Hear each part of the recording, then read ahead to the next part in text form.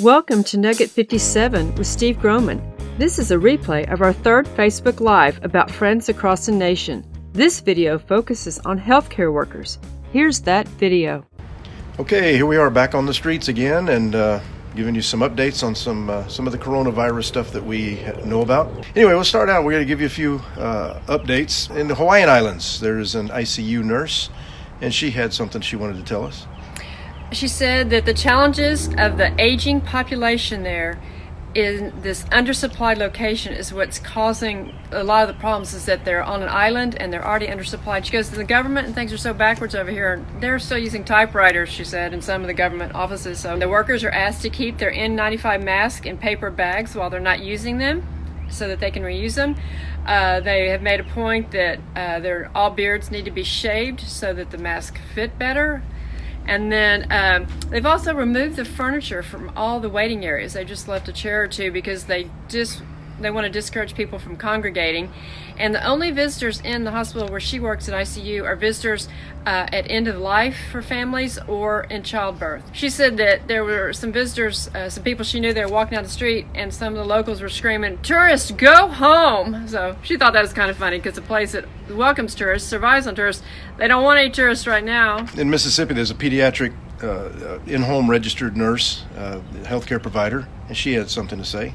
She said that her comment was that her major challenge was that fellow healthcare providers are getting exposed and then being quarantined for 2 weeks, and this is leaving the system shorthanded. And we didn't really think about that. We knew that a lot of nurses and staff were getting sick with it and being quarantined, which that is just quickly that's not good. Negates who can be helpful. Yep. And a lot of people are going to have to, like she was concerned because she was going to have to maybe decide between taking care of her patients and going back home. Or a family, yeah. Right.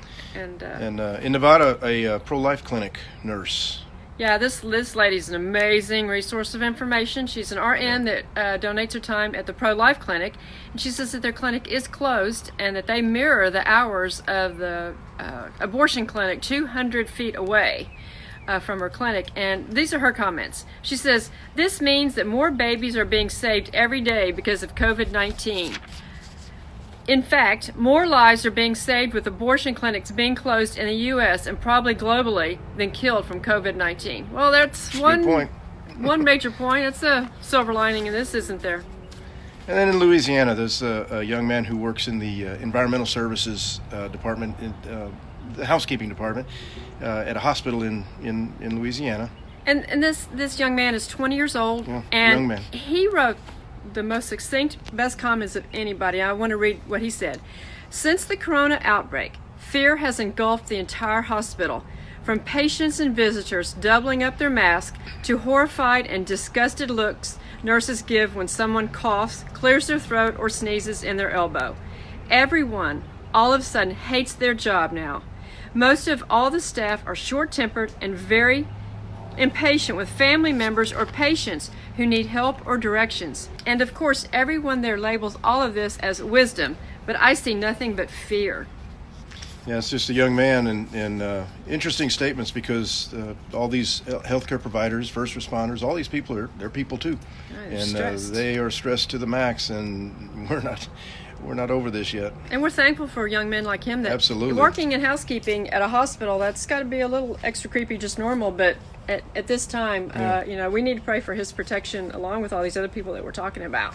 Another one in Louisiana, registered nurse working in the ER, an ER nurse. And she said that last week things changed day by day, but now things are changing hour by hour. The ER is being used more appropriately now, though, she said. Instead, people are not going there for using it as a clinic or a doctor's office, but they're going there for real emergencies instead, which is really smart, because sometimes there's not even anyone there, which is good. She says they have a lot of nursing homes in the area, and that between like 3 and 5 in the morning that there would be a lot of ambulance runs of people from the nursing homes being taken in by ambulance to the emergency room for things that happened. But these aren't happening. They're not coming in, and that the nurses at the facilities are actually taking care of the patients at the nursing homes and these assisted living places. And she goes, it's so much better for the patients overall, because they're not going to hospital, possibly being exposed. They're being treated for what they have, and it's also lightening up the load at the hospital. So that's another benefit of what's going on with this. And then she told us a little bit about how patients are triaged, I guess you might call it. She says patients that have abnormal vitals, elevated heart rate, low or high blood pressure are placed in negative pressure rooms. I said, what's a negative pressure room? And she says these are rooms where the air is sent outside. It's not sent back into the air ducts, recycled in the hospital. It's like, well, that's good.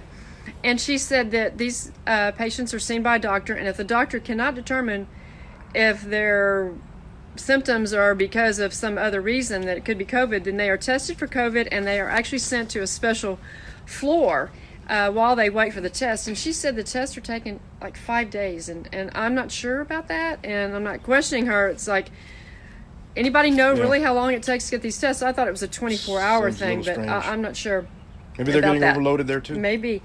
And she said, and if possible, that if they can't determine what it is, they send people home, because it's just best for them to go home and self-quarantine instead of overloading hospitals needlessly. And these are some of her comments that we'd like to end with. A lot of the nurses are in fear. And she says, I'm not. I prayed for God's hedge of protection over my family. I understand being in a state of fear decreases your immunity, so I refuse to let the enemy defeat me or my family in Jesus' name.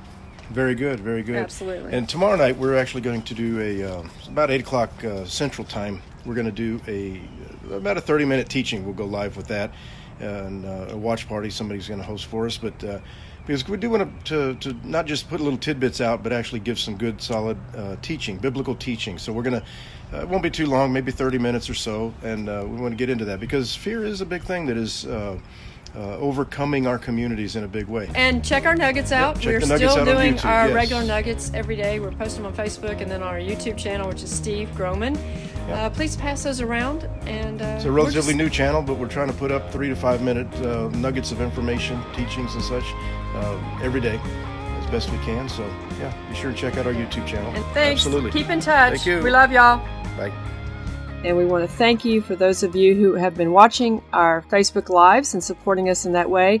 And we want to thank those of you who have supported us financially during this really rough time for us.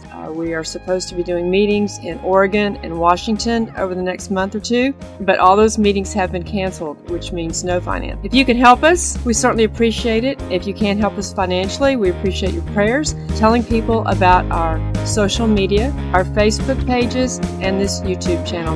Help us spread the word during these different times in the United States. Thank you.